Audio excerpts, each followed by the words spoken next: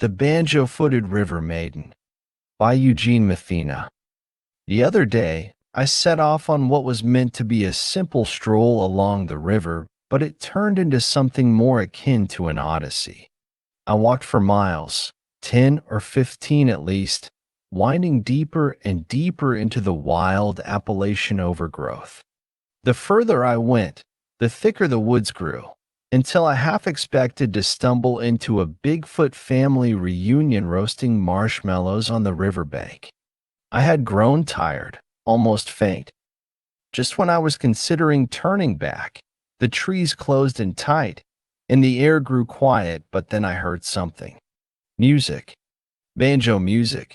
Distant at first, drifting on the breeze like a ghostly hymn. Now, when you're in the wilderness and hear a banjo, you've got two choices: run or investigate. Naturally, I did the latter. Curiosity has always been the ruin of men like me.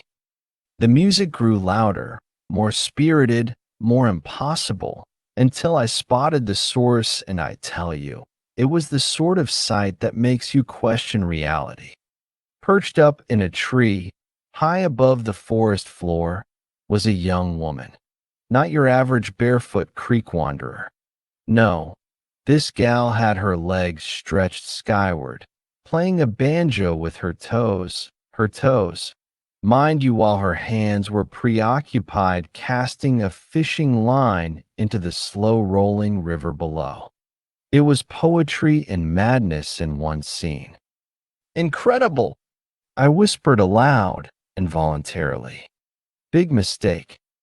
Her head whipped around with the force of a startled hawk, and her eyes locked on me like I'd just trespassed on sacred ground. Then she screamed, and not a shriek of fear, but a battle cry of recognition. "A man," she howled, just as the banjo slipped from her toes and fell into the river with a tragic splash. She began howling and whistling like a wolf in a freight train that had went off its rails.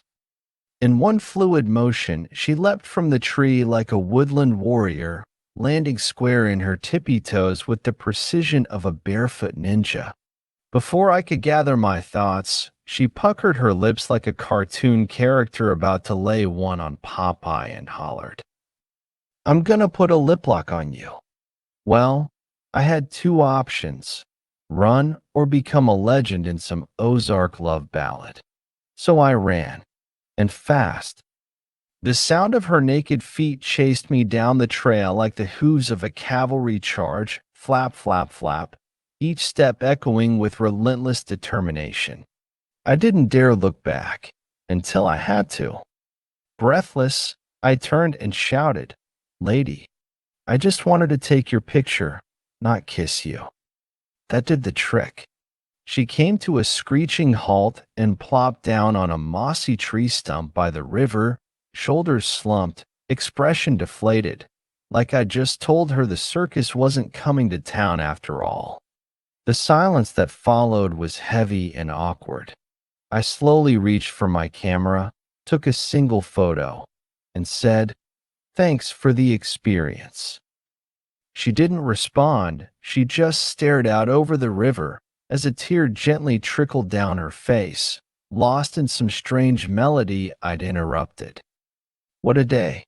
I've seen some oddities in my time: fire and brimstone preachers proclaiming to run for your life, talking birds, a man with an actual pet raccoon on a leash, but nothing, I repeat nothing, quite like the barefoot banjo maiden of the river.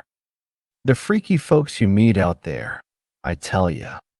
And Lord willing, I'll meet a few more.